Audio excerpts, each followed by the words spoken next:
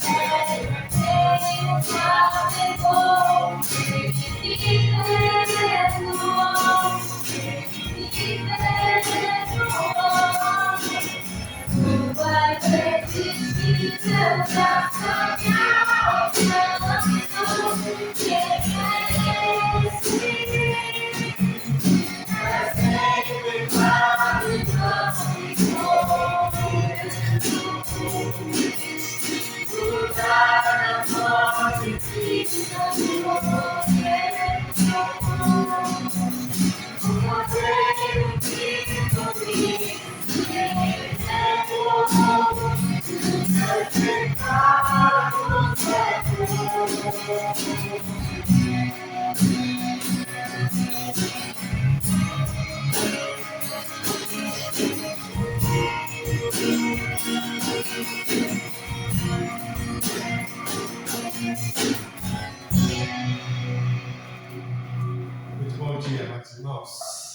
paz do Senhor Jesus. Que bom a gente poder se reunir hoje, dia do Senhor.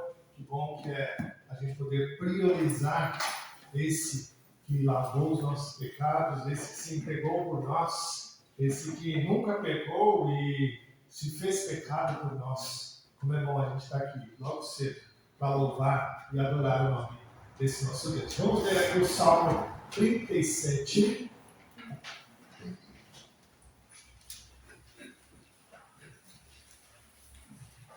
Salmo de número 37. Ele é um salmo longo, um salmo de 40 versos, mas nós vamos ler ele todo, com muita calma, muita tranquilidade. É um salmo que fala sobre algo bem importante que nós vamos abordar em alguns momentos da mensagem, e por isso é importante a gente ler esse salmo com muita tranquilidade, para entendermos o que o Senhor quer nos dizer com ele. Nós vamos ler de maneira alternada, como de costume, com muita tranquilidade, lendo todos os versos desse salmo, Salmo 37. Diz assim: não te indignes por causa dos malfeitores, nem tenhas inveja dos que praticam iniquidade.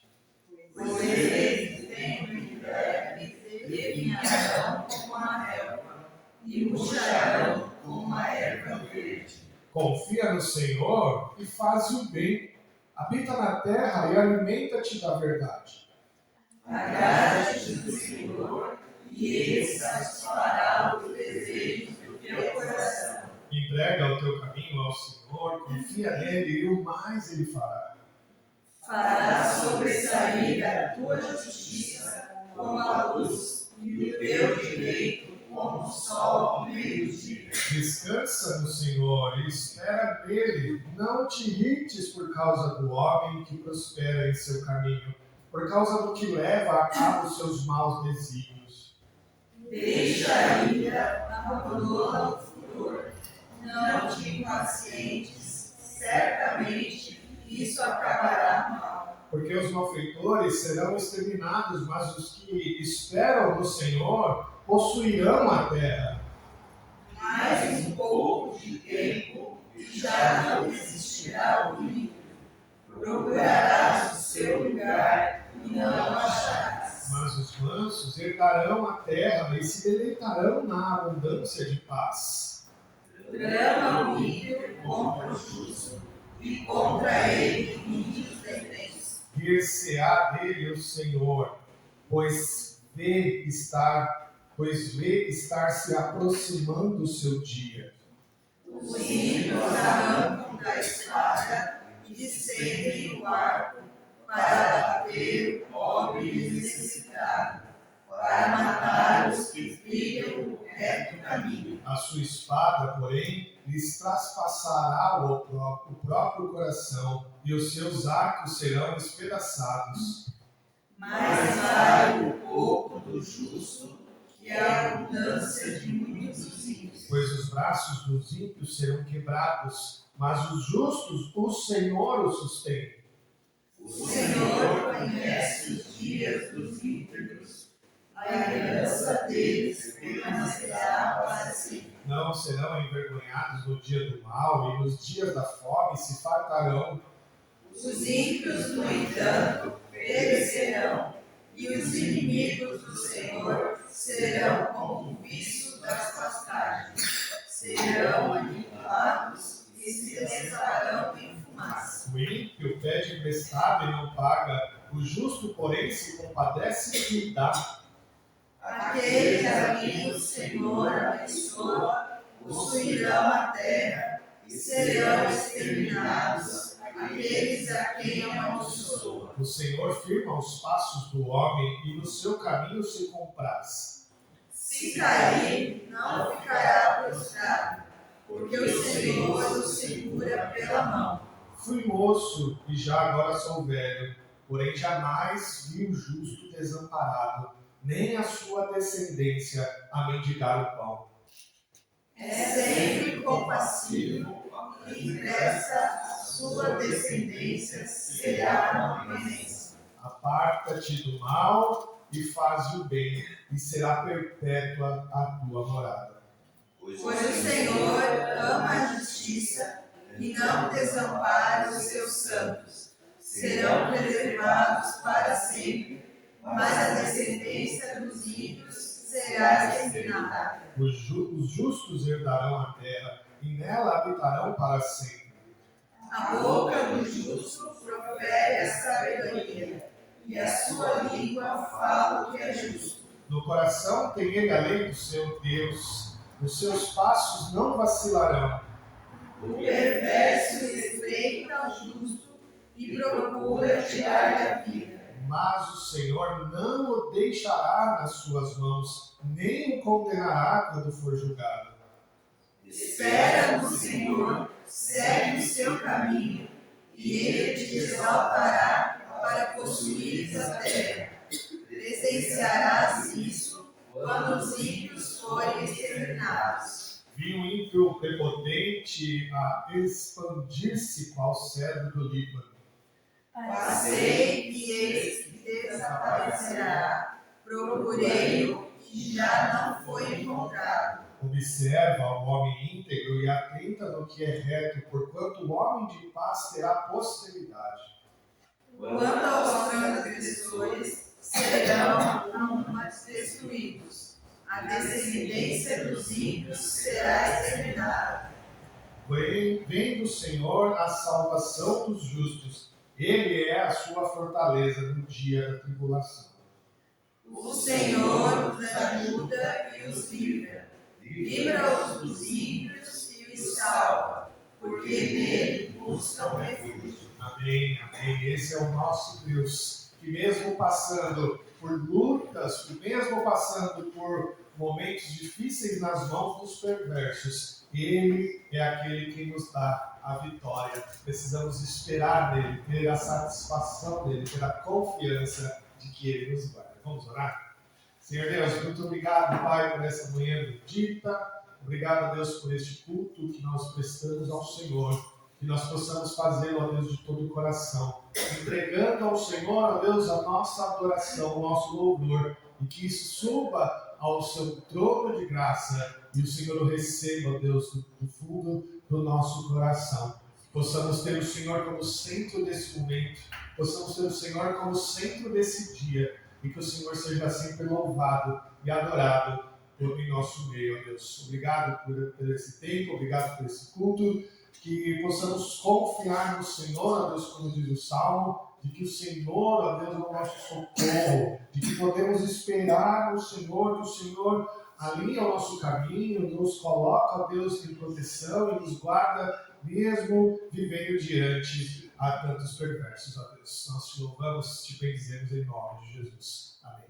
Amém. Vamos cantar o hino 164. Vamos ficar de pé.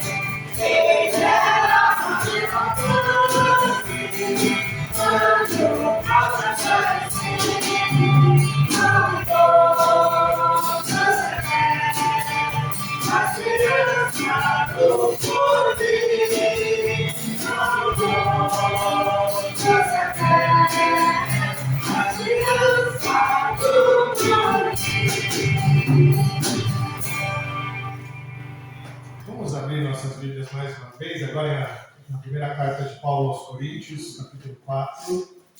Primeira carta de Paulo aos Coríntios, capítulo 4, versos 6 a 12. Coríntios, capítulo 4, versos de 6 a 12. Eu vou ler aqui esse trecho da palavra de Deus. Diz assim: estas coisas, irmãos, apliquei-as figuradamente a mim mesmo e a Apolo por vossa causa, para que por nosso exemplo aprendais isso. Não ultrapasseis o que está escrito, a fim de que ninguém se ensoberbeça a favor de um em detrimento do outro. Pois quem é que faz sobressair? E que tens tu que não tenhas recebido? E se recebestes, por que te vanglorias como se o não tiveras recebido? Já estás farto, já estás rico, chegastes a reinar sem nós? Sim, tomara reinasse para que também nos viéssemos a reinar convosco. Porque a mim me parece que Deus nos pôs a nós, os apóstolos, em último lugar, como se fôssemos condenados à morte, porque nos tornamos espetáculo ao mundo, tanto a anjos como a homens. Nós somos loucos por causa de Cristo, e vós sábios em Cristo. Nós fracos e vós fortes. Vós nobres e nós desprezíveis. Até a presente hora sofremos fome, sede, nudez e somos esbofeteados e não temos morada certa e nos afadigamos, trabalhando com as nossas próprias mãos. Quando somos injuriados, bendizemos. Quando perseguidos, suportamos. Quando caluniados, procuramos conciliação. Até agora, temos chegado a ser considerados lixo do mundo, escória de todos. Paulo faz uma reprovação sincera aos crentes de Corinto, dizendo que nós nunca vamos ser encontrados os sábios do mundo, nós nunca vamos ser encontrados os nobres do mundo. O Evangelho para o mundo é loucura, e nós vamos ser encontrados loucos para o mundo. Que nós possamos tomar essa renovação de Paulo a nós e entender que lá fora nós não vamos encontrar a nobreza, nós não vamos ser encontrados como alguém importante, vamos ser encontrados como de fato somos, loucos por causa do Evangelho de Cristo. Vamos orar, vamos fazer uma oração silenciosa, pedindo a Deus perdão pelos nossos pecados, e depois vou pedir para a Ediane fazer uma oração de confissão. Vamos orar.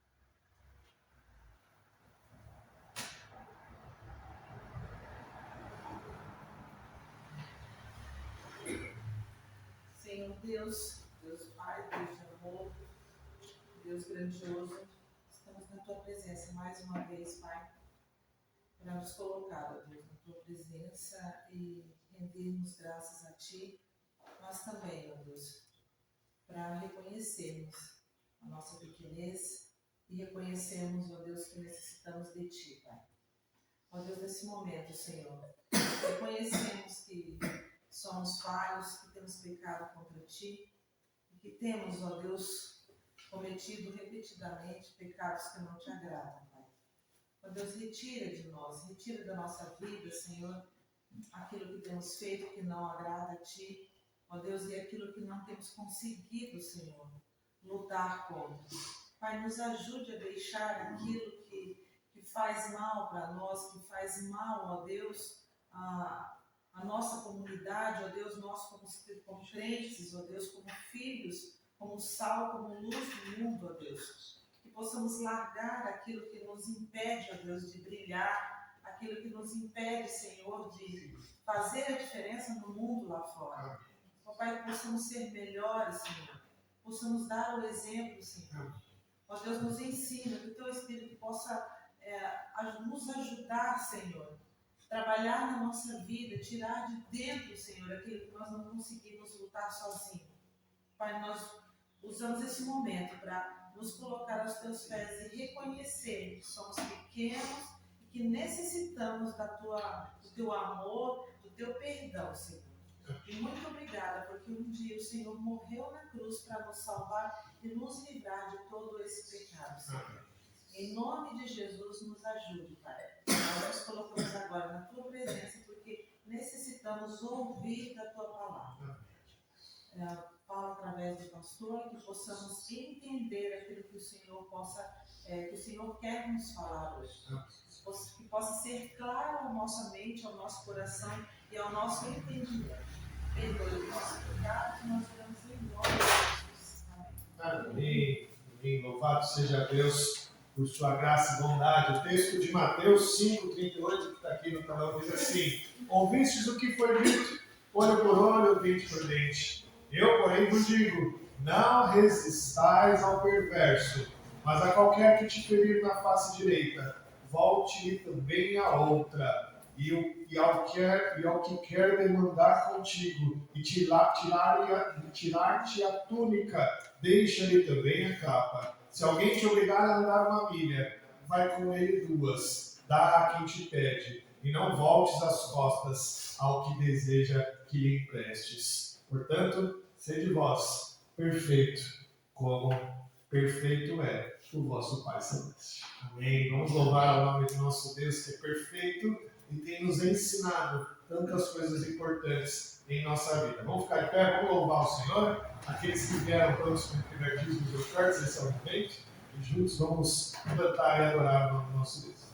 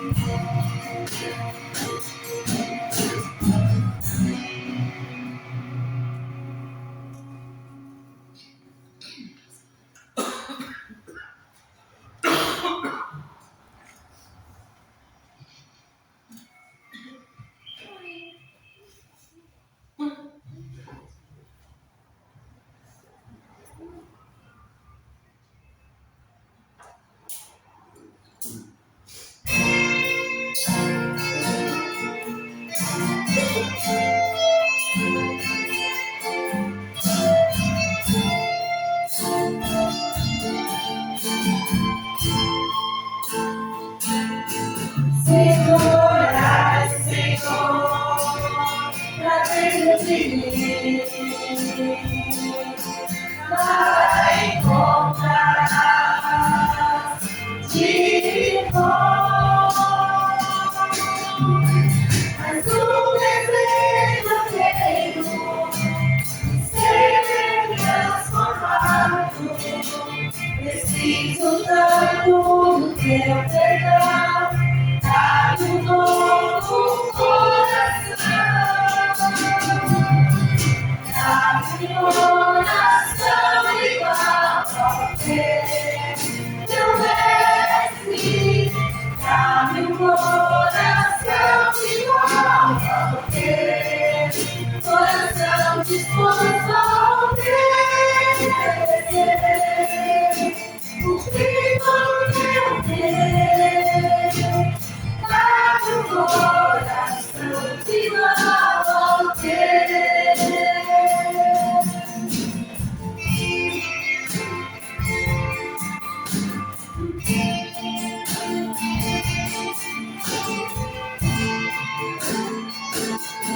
Senhor, ai, Senhor, pra dentro de mim,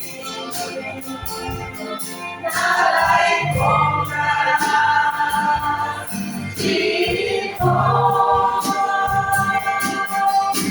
Mas o desejo eu tenho de ser transformado. Preciso tanto do teu perdão. Dá-me um novo coração. Dá-me um coração igual ao teu mestre. Dá-me um coração igual ao teu. Coração disposto a obedecer. Cumprir todo o teu querer. Dá-me um coração igual ao teu. Ensina-me a amar o meu irmão, a olhar com teus olhos, perdoar o meu perdão. Enche-me com teu Espírito, endireita os meus caminhos. Ó Deus, dá-me um novo coração. Enche-me com teu Espírito, endireita os meus caminhos. Ó Deus, dá-me um novo coração. Dá-me um coração igual ao teu mestre. Dá-me um coração igual ao teu. Coração disposto a obedecer.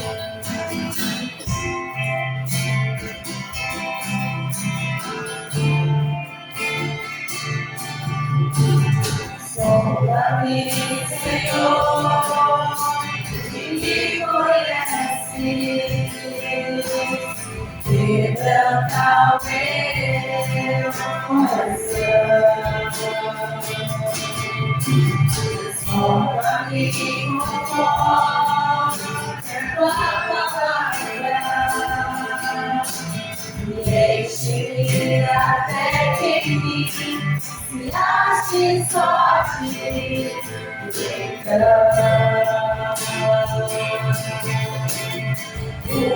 usa-me, Senhor. Usa-me como um farol que brilha onde estou. Onde estão as águas, como abrigo no deserto. Deixa-me ao Senhor. Quero ser usado na tua vida e verdade poder. Ora em desafia minha vida, usa-me, Senhor, usa-me, sonda-me, Senhor, me conhece, quebranta o meu coração. Transforma-me conforme a tua palavra. Deixe-me até que se ache só a ti.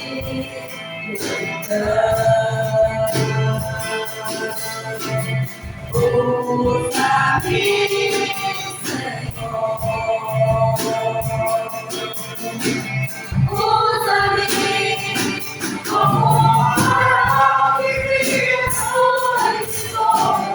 Onde são as águas, como abrigo no deserto. Como deixa-me ao Senhor. Quero ser usado na vida e verdade poder. Ora em desafia minha vida, usa-me, Senhor, usa-me, sonda-me, quebranta-me, transforma-me,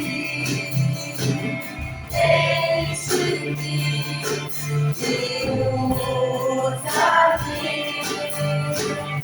Sonda-me, quebranta-me, transforma-me,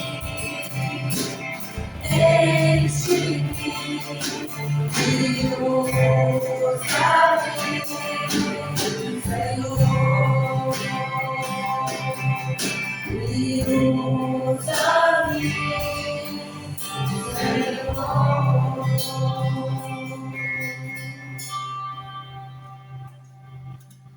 Senhor Deus, muito obrigada, Pai, por estarmos aqui hoje, nessa manhã, podendo te louvar, que o Senhor possa receber todos os nossos louvores a Ti, ó Deus, porque nós te amamos e estamos aqui para prestar culto ao Senhor e te adorar, Pai. Fique com a gente durante toda essa palavra, que o Senhor possa tocar o nosso coração.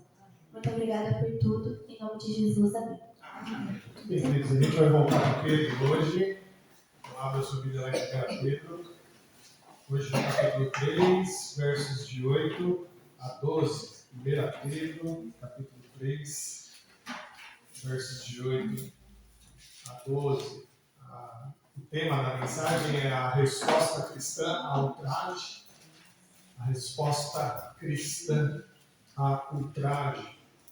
1 Pedro, capítulo 3, versos de 8 a 12, diz assim, a palavra de Deus.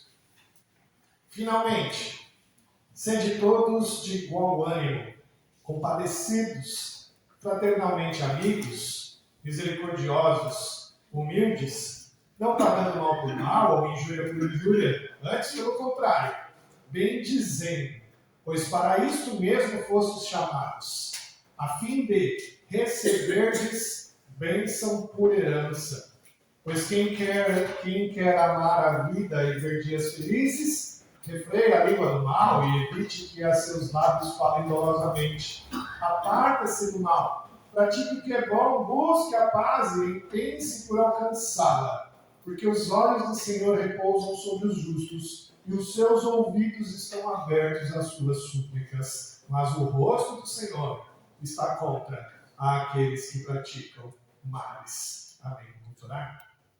Senhor Deus, obrigado por esta palavra bendita que fala tanto aos nossos corações, ó Deus, e que ela possa ser realmente como ela mesma diz, ó Deus, uma espada de dois gumes que entra, ó Deus, e divide os nossos pensamentos e divide, ó Deus, as nossas dúvidas, que possamos, ó Deus, sair daqui hoje transformados por ela e alimentados pelo Senhor. Obrigado, Pai, em nome de Jesus, por ela. Nós estamos em plena Copa do Mundo, não é mesmo? E quando o assunto é futebol, existe uma máxima sobre a estratégia do jogo que muitos de nós conhecemos, que é o ataque é a melhor defesa. Aposto que você já deve ter visto isso por aí, né? Faz todo sentido dentro do campo, não é mesmo? O ataque é a melhor defesa, né? Se o time ele é mais forte no ataque, inevitavelmente ele encurrala o adversário lá na frente e a sua defesa então está boa, está garantida, está ali bem organizada, né? O grande problema dessa máxima do futebol é que nós transportamos essa lógica dos jogos, né, essa lógica dos gramados para as nossas relações humanas. A gente passa a acreditar que nas relações humanas é igual ao futebol e a gente acredita que o ataque é sempre melhor do que a defesa. A gente vê isso claramente na política, né? Ou no ambiente corporativo. A gente vê o político na campanha eleitoral e o melhor que ele faz não é falar dos seus propósitos, falar das suas ideias. O melhor que ele faz é atacar o seu adversário. E ele quer desmoralizar o seu concorrente, ele quer falar mal do seu concorrente, mas a sua proposta mesmo ele não faz. Né? No ambiente corporativo é a mesma coisa. Existem grandes cargos em empresas grandes das quais há uma disputa interna e o que as pessoas fazem nesses cargos não é mostrar a sua qualidade, mas é mostrar o defeito do seu concorrente. A gente leva essa verdade também de que o ataque é a melhor defesa para o nosso casamento. Quantas vezes no meio de uma discussão no lar, quantas vezes no meio de um conflito dentro de casa, no lugar que a gente falar, pedir perdão, a gente ataca o outro em algo que ele fez há séculos passados. Não é verdade? E no trânsito, não é mesmo? No trânsito também é assim, basta a gente levar uma fechada, uma conversão errada, que a gente já logo começa a provocar o motorista do outro carro. Atacamos ele com buzinas, com gritos, porque a gente acredita que se a gente falar mais alto, a gente vai parecer mais perigoso. E é isso que acontece. Né? A lógica do campo de futebol foi transportada para as nossas vidas. Mas a pergunta que a gente tem que fazer hoje é: será que a melhor defesa é sempre o ataque? Será que a gente deve gerenciar os nossos relacionamentos como num jogo de futebol? Ou essa lógica dos gramados só funciona na sociedade porque o nosso coração é assim mesmo? Ele é voltado naturalmente para algo bélico, para algo de ataque. O apóstolo Pedro aqui, hoje ele quer nos ensinar, meus irmãos, a mostrar para nós que o cidadão do reino de Deus não deve levar essa lógica em vista. No reino de Deus, a resposta adequada para um ataque não é o contra-ataque. A resposta adequada para um ataque é a bênção. A resposta adequada para um ataque não é um contra-ataque. A resposta adequada para um ataque é uma bênção. A gente vai olhar esse texto e vai perceber em 2 pontos apenas que Pedro está nos chamando a nos defender com uma bênção. Bom, mas primeiro eu quero trazer de volta mais uma vez o contexto daquela época. Sabe por quê? Porque se a gente não olha o contexto daquela época, a gente acha que esse texto aqui de Pedro, ele é uma forma de lidar bonitinha com a igreja, sabe? Sabe aquela conversinha bonitinha? Olha, sejam amiguinhos, viu? Olha, sejam compadecidos, olha, amem uns aos outros. Parece uma conversa bonitinha que alguém tem que ter com as crianças ou com uma igreja que está sofrendo algumas brigas internas. Se a gente não olhar para o contexto, a gente vai achar que Pedro está trazendo essa mensagem para a igreja. Mas olha só, Pedro está escrevendo isso aqui, meus irmãos, para deixar claro a nossa identidade como filhos de Deus. E nossa nova identidade, ela requer de nós essa santidade. Não para a gente ganhar a nossa salvação, mas para a gente evidenciar a nossa filiação em Deus. Meus irmãos, o apóstolo aqui, ele falou sobre os relacionamentos que nós tínhamos, ele falou dos relacionamentos que nós temos com a sociedade, no casamento, com os nossos chefes. Pedro já falou sobre isso. E lembre-se, ele está querendo nos defender. Quando ele fala da submissão cristã, da submissão das autoridades, da submissão que nós temos que ter com o nosso chefe, da submissão que nós temos que ter dentro de casa, Pedro não está falando isso por qualquer motivo. Ele quer defender o lado mais fraco da história, que sempre somos nós. O autor aqui fala do nosso relacionamento com os não crentes, para sermos submissos a eles. Ele fala dos relacionamentos com a autoridade, para a gente ser submissa a ela. Ele fala o relacionamento com o nosso Senhor, para sermos submissos a Ele. Ele fala do casamento, para que as esposas sejam submissas aos maridos, para elas serem protegidas por Ele. Pedro sempre está querendo trazer algo para nos proteger. E aqui, quando ele chega nesse ponto, ele diz assim, olha, finalmente, ele chega no final dessa história. E ele vai falar sobre o relacionamento que nós devemos ter com os de fora. Mas sabe do que Pedro está querendo nos proteger agora? Pedro está querendo nos proteger de uma mentalidade greco-romana muito perigosa. Qual que era aquela mentalidade? A cultura da honra e da vergonha. No mundo greco-romano, da época que Pedro está escrevendo esse texto, a mentalidade que funcionava na época era a mentalidade da vergonha e da honra. Ou seja, quando Pedro escreveu aqui, as pessoas daquela época, elas tinham isso como vida, como verdade de vida. Ou seja, eles queriam se proteger de tudo que ferisse a sua honra. Meu irmão, o romano daquela época de Pedro se orgulhava demais pela sua honra. Ele se orgulhava demais das suas conquistas materiais, morais ou sociais, qualquer uma delas. E qualquer ameaça a essa honra poderia transformar aquele que o ameaçou em um grande inimigo dele. Qualquer pessoa que ferisse a sua honra, você teria que se defender de maneira violenta contra ela. A ideia de humildade para um romano não existia. Falar para um romano assim, você precisa ser humilde, era a mesma coisa que ofender e falar assim, olha, você tem que ser um escravo. Para um romano, humildade é coisa de escravo. Para um romano, ser humilde é coisa de quem não tem liberdade.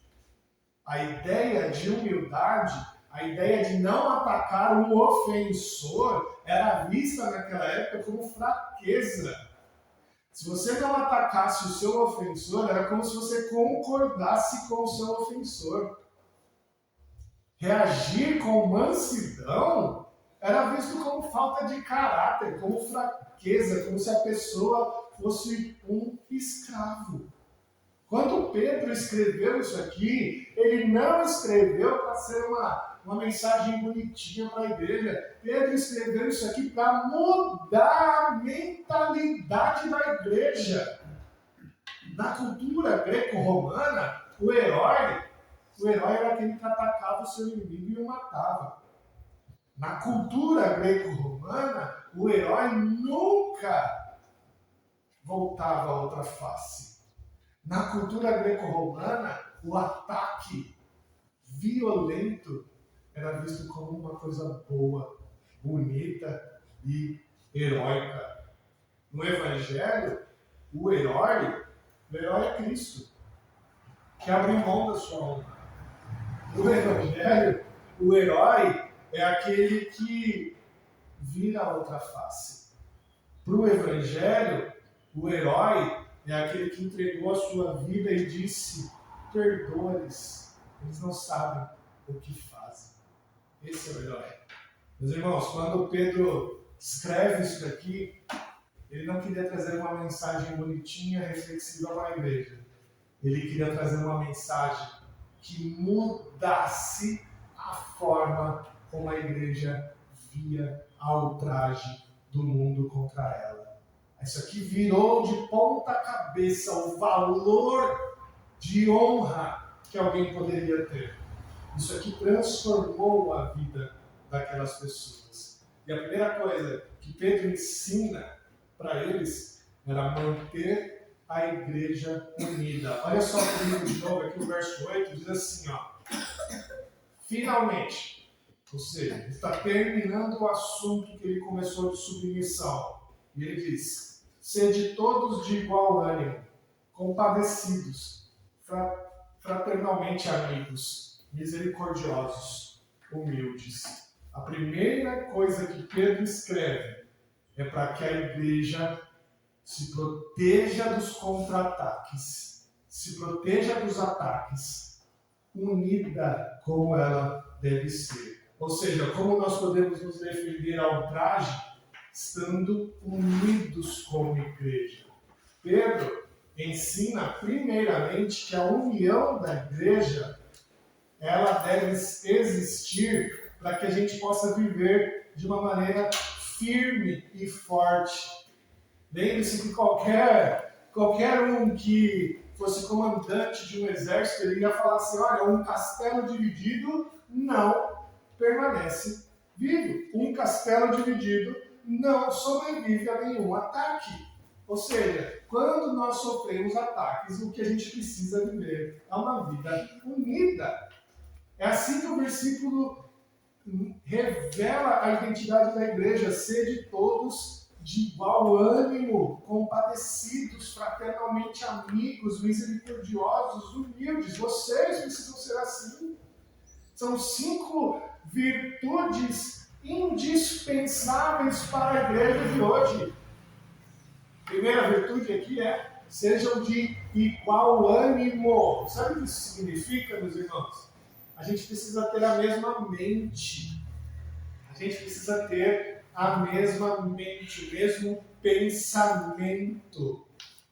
Parece um pouco estranho isso, né? Falar assim, vocês precisam ter o mesmo pensamento. Mas sabe o que ele quer dizer? Ele não quer dizer aqui que a gente tem que todo mundo pensar igual, direitinho. Não é isso. O que o apóstolo quer ensinar para nós é que nós precisamos ter a mesma direção. Ou seja, cada um tem o seu dom, cada um tem o seu talento, cada um pode ter a sua opinião. É isso que Pedro está dizendo. Mas quando essas opiniões divergem, quem deve governar o nosso pensamento é Cristo. Então, sede todos de igual ânimo, de igual pensamento, de igual verdade, porque quem governa essa verdade é Cristo. A segunda virtude que Pedro traz para nós aqui é compadecidos. Poderia ser traduzidos como compassivos, cheios de compaixão, simpatia. E é essa virtude que descreve a capacidade de compartilhar os sentimentos e as experiências. Olha que interessante. Quando Pedro nos chama a ser compadecidos, Pedro está falando para nós, irmãos, termos mais simpatia pelos nossos irmãos. Quando temos mais simpatia por eles nas situações que eles passam. O crente não é chamado a ter simpatia apenas, mas compartilhar os mesmos sentimentos por alguém que nos tenhamos colocado na situação daquela pessoa. Tá? Então, ter simpatia não é só, na vida do cristão, não é só ter o mesmo sentimento dele, mas é viver uma vida e sentir aquela vida com ele. O foco do crente sempre tem que ser o outro, sempre tem que ser o outro. Por isso a gente precisa, meus irmãos, nutrir um sentimento muito profundo da necessidade do nosso irmão, saber como que ele está, perguntar sobre ele, querer entender melhor a vida do nosso irmão, para assim compartilhar com ele tanto as suas dores como a sua alegria. A terceira virtude que Pedro trata aqui é fraternalmente amigos. É interessante essa palavra fraternalmente amigos, porque fraternalmente é aquela palavra usada para o amor de irmão. É por isso que nós nos chamamos de irmão, porque nós temos esse amor de irmão um pelos outros. Essa, sem dúvida nenhuma, é uma virtude central da igreja, onde nós nos amamos como irmãos. Se nós temos Deus como nosso Pai, somos certamente da mesma família e por isso somos chamados de irmãos. A quarta virtude é misericordiosos. Essa virtude é parecida com a primeira que ele fala, né? Compadecidos. Ou seja, nós temos que ter uma capacidade de sentimento pela experiência que o outro irmão está passando. Né? Mas essa palavra ela é mais profunda, porque é uma palavra que traz um sentimento das próprias entranhas. Né? O apóstolo está pedindo para que a gente não tenha um sentimento superficial, mas sim um sentimento grande, profundo pelos nossos irmãos. E a última virtude é a humildade. Essa é a mais chocante. Lembre-se, para nós hoje não faz tanto alarde falar para a pessoa seja humilde, mas naquele tempo fazia. Naquele tempo, falar para alguém ser humilde era algo complicado. Era algo que mostrava para ele, olha, você vai ter que fazer tudo o que lá fora não se faz. Você vai ter que ter um sentimento muito grande pelos seus. Algo que lá fora é loucura. Algo que lá fora não existe. Hoje, sendo uma palavra muito debatida, muito falada, ainda é algo difícil de ser cumprido. Ser humilde, nos tempos de hoje, também é difícil, assim como era no passado. Mas a gente precisa buscar essa prática. E por fim, Pedro ele fala que quando a igreja está unida, forte, firme, ela consegue suportar as ultrajes dos de fora. Mas Pedro continua e ele nos diz algo muito impactante. Ele diz assim no verso 9: não pagando mal por mal, ou injúria por injúria, antes pelo contrário, bendizendo, pois para isto mesmo fostes chamados, a fim de receberdes bênção por herança. Se nós praticarmos a unidade da igreja, nós vamos estar mais fortes contra as ultrajes. Mas, se recebermos dos de fora essas provocações que nós, como crentes, recebemos, nós devemos responder para os de fora, não pagando mal por mal, ou injúria por injúria, antes, pelo contrário, bem dizendo. Como que eu sei que esse verso está falando dos de fora e não dos de dentro? Porque a palavra mal aqui não é uma palavra que cabe para crente. Essa palavra mal aqui é uma palavra muito pesada, é uma palavra muito forte, que não é usada quando o crente fala com outro crente. É uma palavra ofensiva, realmente. E essas ofensas mostram que Pedro estava pensando nos de fora. Aqueles que provocam a ira dos crentes, aqueles que perseguem os crentes, aqueles que querem buscar a destruição dos crentes, aqueles que fazem ameaças cruéis e violentas para tentar destruir a igreja. Pedro não está falando para você não responder mal com mal àquele que pisou no teu pé.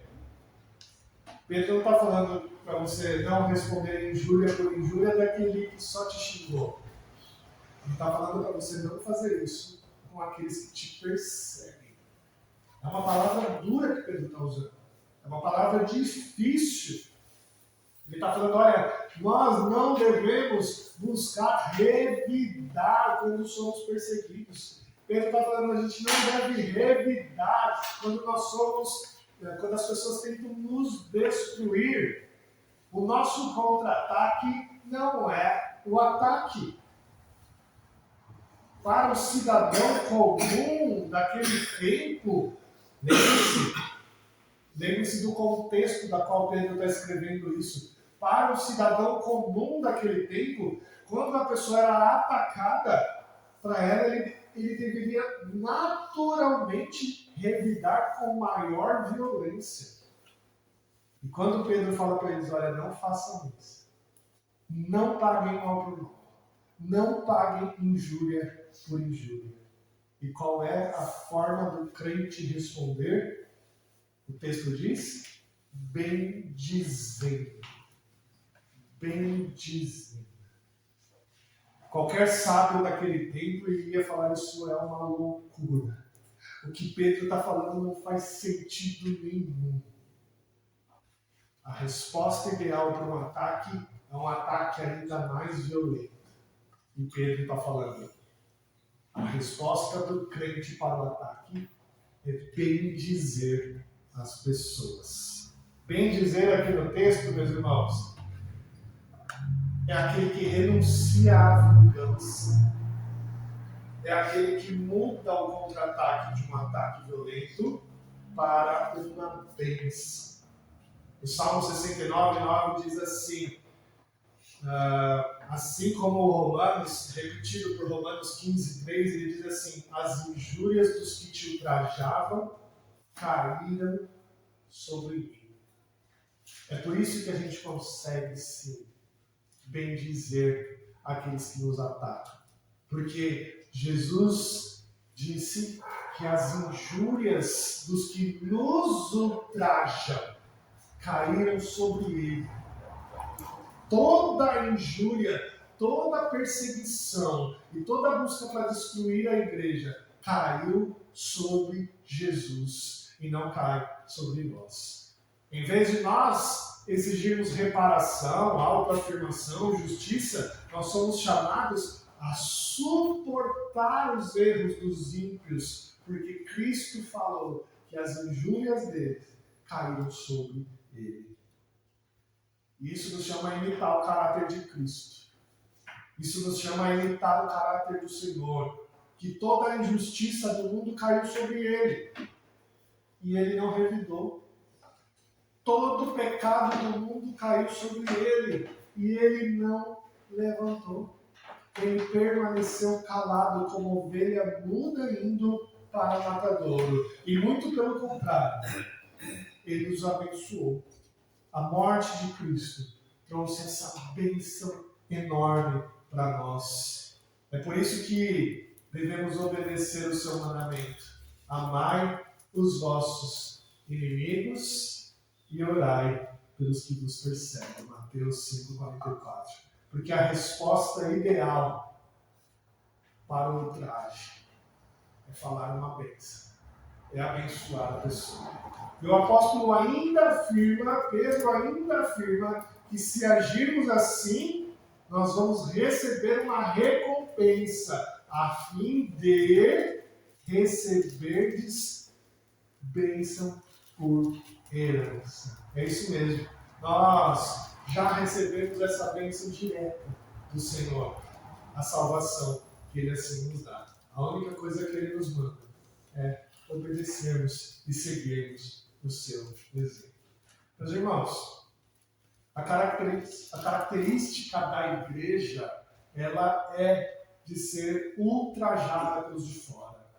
A gente tem que aprender a conviver com isso. Nós, como crentes que somos, vamos sofrer a hostilidade dos de fora o tempo todo. E essa verdade nunca foi escondida nas Escrituras. As Escrituras sempre disseram isso. Ela nunca escondeu isso de nós. Nós vamos ser perseguidos, nós vamos ser ultrajados, nós vamos ser julgados o tempo todo. O que Pedro quer dizer para nós, nos ensinar? Ele quer nos ensinar a nos proteger. Ele quer ensinar a nós, como igreja, a viver protegidos, primeiro, unidos. Porque se a gente estiver unido, quando a gente estiver lá fora e formos atacados, nós vamos saber que temos um lugar seguro para voltar. A gente vai saber que tem um lugar onde as pessoas não nos julgam, que a gente vai ter um lugar onde as pessoas nos amam, um lugar onde a gente pode voltar e ser guardado e sentir ali dentro o amor de Cristo. Se nós todos somos humildes, misericordiosos, compassivos uns com os outros, amando de verdade o irmão, se a gente receber um ataque lá fora, a gente vai saber, eu tenho um lugar bom para ir. Não importa esse ataque. Ele não entende o que ele faz. E aí o que a gente faz é responder com a bênção. É responder com o evangelho. É responder com amor. E assim a gente lança brasas vivas nas cabeças daqueles que querem atacar a igreja. E a gente faz com que eles pensem, por que eles amam tanto?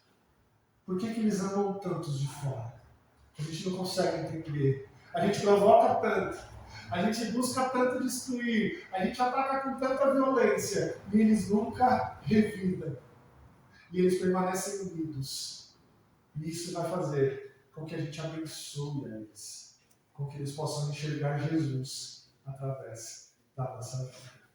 Que Deus assim nos abençoe. Vamos mais uma vez cantar o Senhor, ficar de pé. Sim, sim. Paulo, quando instruiu a igreja de Corinto sobre a Santa Ceia, ele estava falando sobre a unidade da igreja. Isso que é interessante. A gente acabou de falar que a unidade promove união e essa unidade promove força, fortaleza para a igreja, nos torna mais fortes. E a Santa Ceia estava nesse contexto. Olha, vocês têm que cear juntos, porque isso vai trazer um alimento espiritual tão grande para vocês que vão deixá-los mais fortes, unidos e mais fortes, porque nós assim participamos desse único pão, participamos do corpo de Cristo. Paulo diz assim, porque eu recebi do Senhor, o que também vos entreguei. O Senhor Jesus, na noite que foi traído, tomou o pão, tendo dado graça e partiu e disse, isto é o meu corpo, que é dado por vós. Fazer isto em memória de mim. Por semelhante modo, depois de haver ceado, tomou também um cálice, dizendo, este cálice é a nova aliança do meu sangue. Fazer isto todas as vezes que beberes em memória de mim. O Senhor nos deu essa ceia, esse momento especial para entendermos isso. Assim como ele pegou o pão e partiu, ele deu para nós a ideia de que esse pão é um pão da qual ele faz parte. É o único pão que nós comemos. Assim ele pega o pão, parte, dá um pedaço para cada um, dizendo, é como o meu corpo que foi partido por vós, é como o meu corpo que precisou ser traspassado, moído, para que a gente tivesse vida. E assim ele nos deu a graça de sermos alimentados por ele. Vamos orar? Senhor Deus, nós clamamos a Ti, ó Deus, a Tua bênção nesse momento que celebramos a Santa Ceia do Senhor. Obrigado, ó Pai, porque neste momento o Senhor nos alimenta, nos fortalece como igreja. Ó Pai, nós carecemos tanto disso. Que nós possamos, ó Deus, participando da ceia, nos fortalecendo a Deus a cada dia, que nós possamos continuar firmes, caminhando o caminho que o Senhor nos ensinou. Ó Deus, nos ajuda a termos essa intensidade, ó Deus, de agir, nos ajuda a sermos mais intencionais em pregar o Evangelho, nos ajude, ó Deus, a responder de maneira mais correta às ultrajes lá de fora, para que possamos, ó Deus, de verdade, iluminar com a luz de Cristo aqueles que acham que o Evangelho é uma loucura, Deus. Ó Pai, nos ajude, nos alimente, nos fortaleça. Nós pedimos assim, em nome de Jesus. Amém. Amém.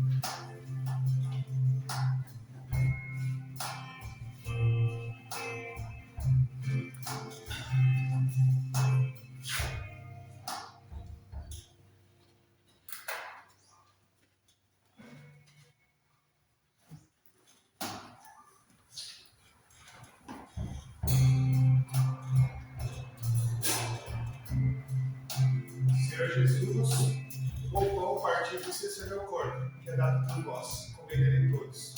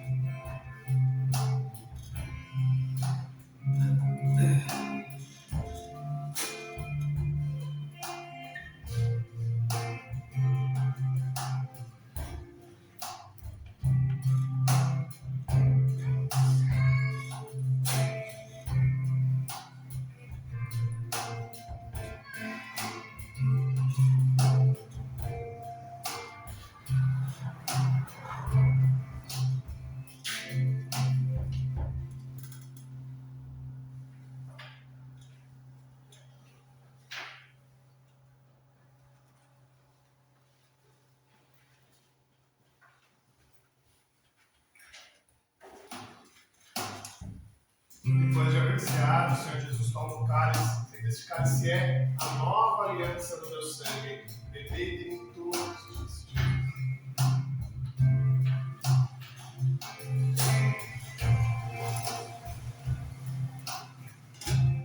Agora sim, vamos cantar comigo.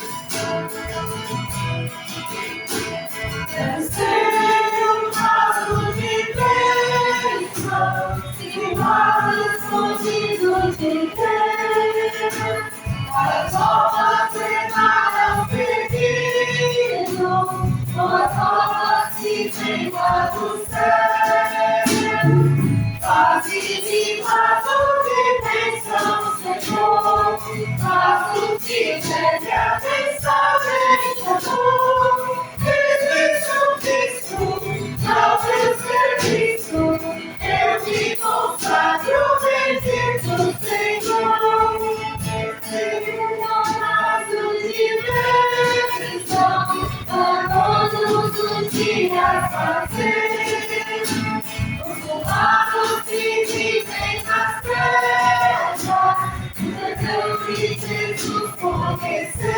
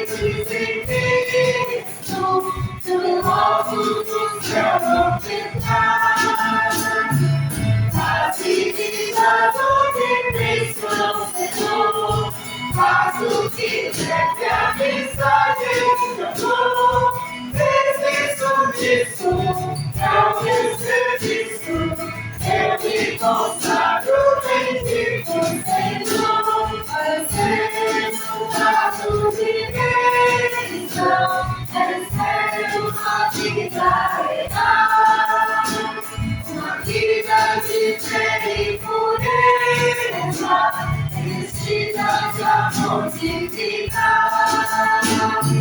Quase de fato de Cristo Senhor, faço que leve a mensagem do amor. Serviço disso, já serviço, eu me consagro em Cristo Senhor.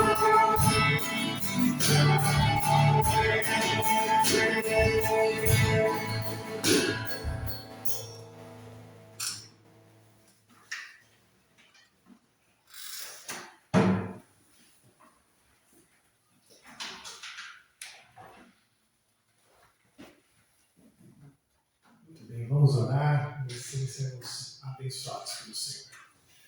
Querido Pai, muito obrigado, Deus, por toda a tua graça, bondade, por toda a tua palavra, que nos orienta, que nos alimenta, que nos fortalece, que nos torna, Deus, mais unidos como igreja, para juntos conseguirmos suportar, Deus, os ataques de fora, para juntos conseguirmos entender melhor, Deus, como devemos reagir às provocações, e assim, Deus, como falar do Evangelho de Jesus, ó Deus, àqueles que creem, Deus, que o Evangelho é loucura, ó Deus. Mas nós entendemos, ó Pai, que nosso ataque, nosso contra-ataque, ó Deus, não é um ataque, mas sim uma bênção. E que possamos, ó Deus, de verdade, aprender isso e abençoar aqueles que tentam nos destruir, ó Deus. Nos ajude a ser mais unidos como igreja, ó Pai. Nos ajude a exercer melhor, ó Deus, aquelas características e virtudes da Igreja de Jesus, da qual Pedro nos ensinou. Ó Deus, que nos torne os nossos corações mais próximos, ó Deus, com realmente um amor fraternal, para que isso, ó Deus, faça nos tornar uma igreja unida, ó Deus, da qual seja segurança para nós, ó Pai. Nos abençoe nisso, ó Deus, nos transformando também em pessoas que não contra-atacam os ataques com ataque, mas sim com bênçãos para os de fora, Deus. Nos ajude, nos fortaleça, nós te pedimos, ó Pai, assim em nome de Jesus. Ó Pai, cuide de nós também nessa semana que se inicia, ajude-nos, ó Deus, a ter uma semana abençoada por Ti, proteja aqueles que estão doentes, enfermos, ó Deus, guarda aqueles que carecem de trabalho, de sustento, para que tenhamos uma semana abençoada na tua presença. Pai, nós te louvamos e te bendizemos assim, em nome de Jesus. Amém. Querida família de Deus, aqui reunida e de paz. Que o Senhor Deus da aliança, ilumine o seu caminho. O amor do Pai, a graça do nosso Senhor Jesus Cristo e a consolação do Espírito Santo de Deus esteja com você hoje e para todos sempre. Amém. Amém.